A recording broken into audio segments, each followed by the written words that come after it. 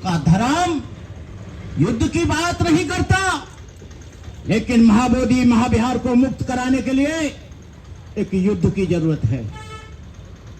हमारा मतलब ये नहीं है कि हम किसी को मारें, किसी की हत्या करें। बनते करुणा कर।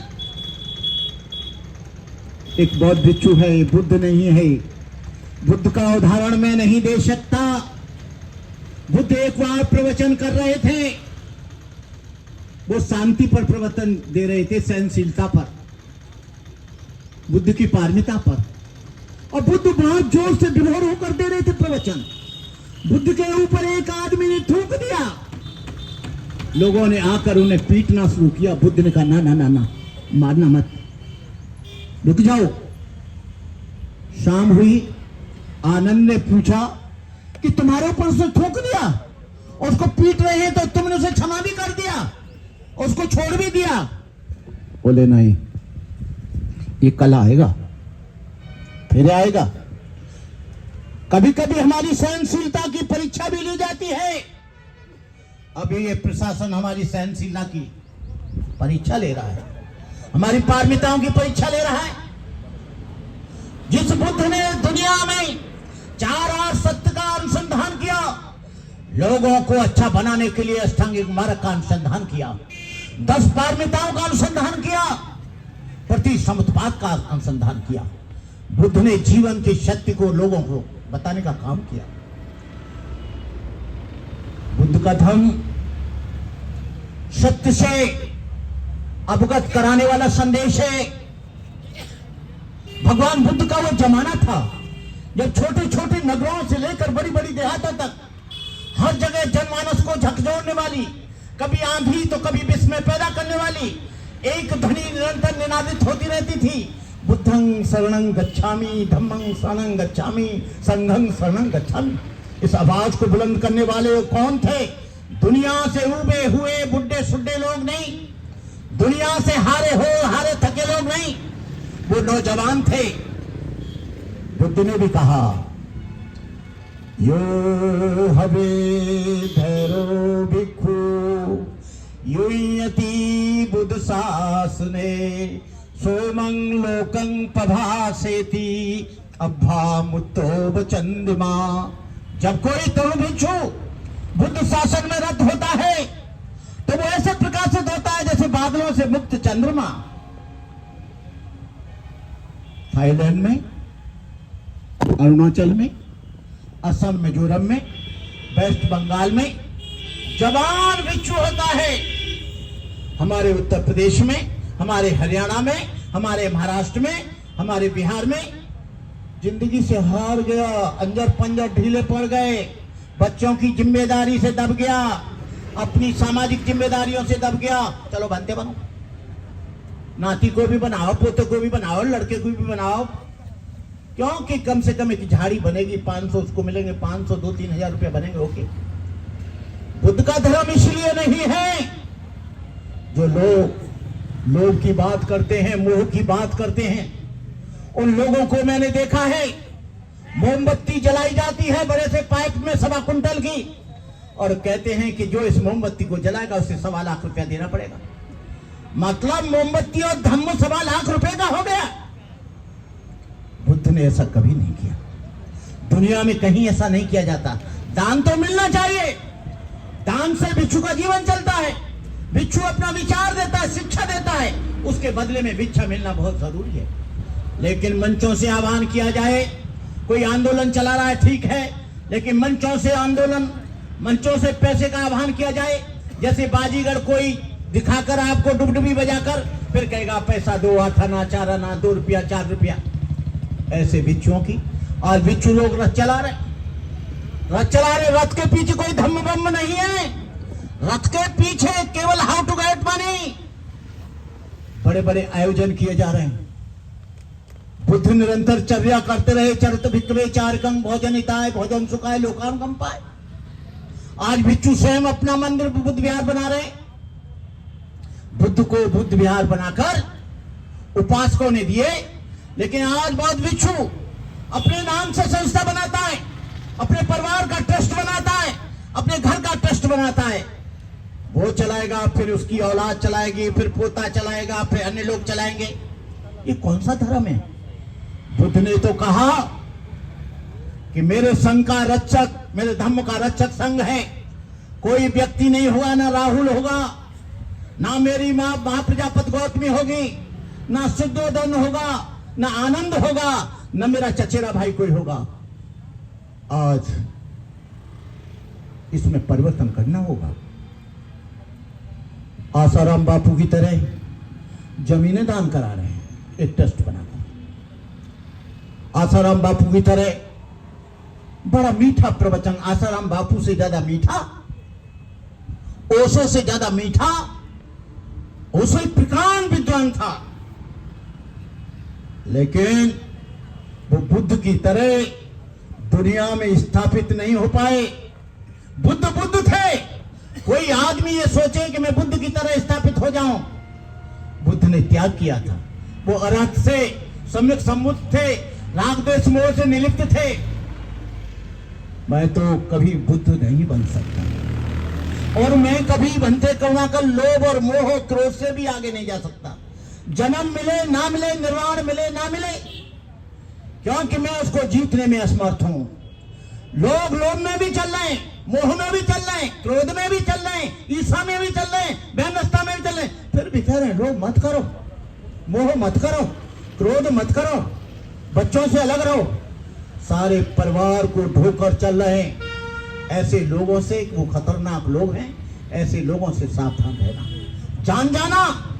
जब उनका नंगा पिटारा खुलता है तो वो पहले भारत में रहेंगे, भारत में खुल गया, जापान में चले जाएंगे, जापान में खुल गया, वो वियतनाम में चले जाएंगे, वियतनाम में खुला, कहीं अंत चले जाएंगे। कहां तक भागोगे? नंगे होते जाओगे। लेन की पटरी 2 किलोमीटर जमाओगे, 4 मीटर उखड़ जाएगी, क्योंकि तुम्हारे कर्म कभी छुपता नहीं, चाहे भंते करुणाकर का हो। जो त्याग और बलिदान है, नरेंद्र भंते जानते हैं। हमने 27 वर्ष की उम्र में त्याग किया। 50 वर्ष से नरेंद्र भंते को हम जानते हैं। बड़े बड़े मूवमेंट चलाए, बड़े बड़े काम किए, लेकिन आज हमने जो फसल बोई है उसके लिए ढेर सारे बाजीगर आ गए। जो नरेंद्र भंते ने फसल बोई है, अन्य भंते लोगों ने बोई है, आज वो कहते नहीं, हमसे अच्छा भंते कोई नहीं, हम ही शीलवान हैं, हम ही अच्छे वक्ता हैं, हम ही अच्छा प्रवचन जानते हैं, हम ही कल्याण करें। ठीक है भाई, करो, करना चाहिए। लेकिन आज के समय में 3 तरह के बौद्ध भिक्षु हैं, जो मैं 50 वर्ष से अध्ययन कर रहा हूं। एक परंपरावादी। परंपरावादी कौन? जो हजारों साल से अरुणाचल, असम, मिजोरम, मेघालय, हिमालयंस लोग। अम्बेडकरवादी, ऐसा बना दिया लोगों ने, भिक्षु तो भिक्षु होता है। 14 अक्टूबर 1956 के बाद वो अम्बेडकरवादी हो गए। और तीसरा मनुवादी, ब्राह्मणवादी, आरएसएस वाले। वो कौन से हैं? न बुद्ध से कुछ लेना देना है, न अम्बेडकर से कुछ लेना देना है। उनको लेना देना है हाउ टू गेट मनी, पैसा कहां मिलेगा, चंदा कहां मिलेगा, धंधा कहां चलेगा। ऐसे लोगों से सावधान रहना है। और जो भिक्षु मजमा लगाकर पैसे मांगे, वो सबसे बड़ा चोर है। मजमा लगाकर भिक्षु को कभी भी अपने प्रवचन की कीमत नहीं माननी चाहिए। भिक्षु को क्या चाहिए? रोटी चाहिए। जो दान देगा अपनी श्रद्धा से देगा, लेकिन मंच से घोषणा करें दान दीजिए, कौन कौन दान दे रहा है? जैसे जैनियों में होता है, 1 लाख देगा, फिर दूसरा बोलेगा 3 लाख दूंगा, फिर दूसरा कहेगा 10 लाख। बोली, अरे कोई भैंस बेच रहे हो, कि कोई पड्डा बेच रहे हो, कि कोई हाथी बेच रहे हो, कि कोई घोड़ा बेच रहे हो? इसलिए धर्म के लिए ये सब जरूरी नहीं। और मैं अपनी अभिव्यक्ति के लिए, मैं चोर हूं तो मैं कहता हूं मैं चोर हूं। यदि मेरे पास राइफल, रिवॉल्वर है तो है, क्योंकि वो गवर्नमेंट ऑफ इंडिया ने दी है, किसी के बाप ने नहीं दी। और गवर्नमेंट ऑफ इंडिया कब देती है? पंचशील का पूरा पालन करता हो, चोरी न की हो, झूठ न बोला हो, हत्या न करी हो, पागल न हो, अपाहिज न हो, लंगड़ा न हो, संपन्न हो, मजबूत हो, ऐसा ना हो नंग धड़ंग हो जो उसकी पिस्तौल और राइफल को लेके भी कोई भाग जाए। पूरा वेरिफिकेशन होता है, हर साल रिन्यूअल होता है। मुझसे लोगों ने प्रश्न किया आप ऐसा क्यों रखते हैं? मैंने कहा बहुत से लोगों पर तो बिना लाइसेंस के, हनुमान जी के पास गदा है, शिव जी के पास त्रिशूल है, ब्रह्मा जी के पास चक्र है, उनके पास चक्र है, दुर्गे के पास 8 हाथों में तलवार है। अरे मेरे पास तो लाइसेंस है, उनके पास तो लाइसेंस भी नहीं है। कहने का मतलब ये है जो लोग ये कहते रहे भिक्षु का मतलब केवल बुद्ध विहार में पूजा करना नहीं है।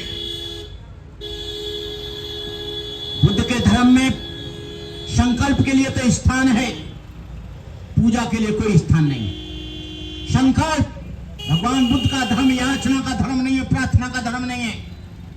हे भगवान बुद्ध तू मेरे बच्चे को पास कर देना, हे भगवान बुद्ध तू मेरे को माल दे देना, दूसरे पे गाड़ी है मुझे गाड़ी दे देना।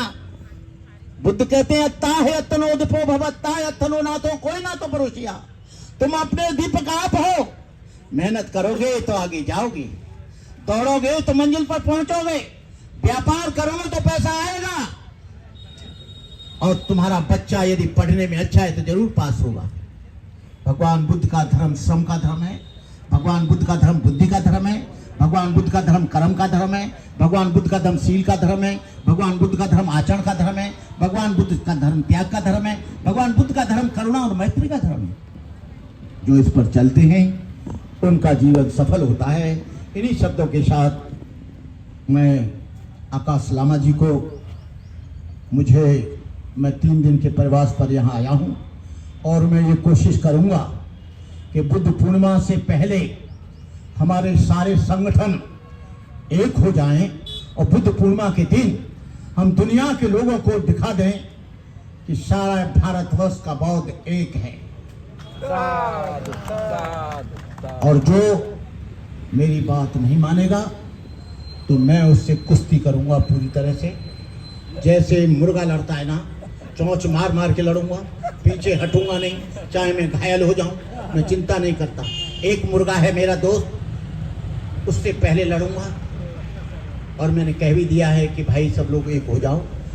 बुद्ध पूर्णिमा के दिन एक शक्ति दिखाई देनी चाहिए, बुद्ध पूर्णिमा के दिन एक ही संगठन दिखाई देना चाहिए, बुद्ध पूर्णिमा के दिन एक ही मेमोरेंडम दिखाई देना चाहिए, जिससे हम लोग इस महाबोधि महाविहार को मुक्त करा सकें। और लामा जी, ये आंदोलन सारे भारत सारी दुनिया के बौद्धों का है। कोई एक बौद्ध भिक्षु आकर मालिक न बन जाए, दादागिरी न करे और बार बार वो जो है इस माइक को ज्यादा न दे। यहाँ बहुत से बौद्ध भिक्षु मेरे बैठे हैं, बड़े बड़े बौद्ध भिक्षु बैठे हैं, धर्म के बारे में भी बैठे हैं, इनको भी टाइम देना चाहिए। ये यहाँ दादागिरी किसी की नहीं चलेगी और ये भूल जाएं तो हम लोग इन्हीं शब्दों के साथ अपनी बात समाप्त करते हैं। आकाश लामा जिंदाबाद, जिंदाबाद, जिंदाबाद। हमारी एकता जिंदाबाद, हमारी एकता जिंदाबाद, बौद्धों की एकता जिंदाबाद।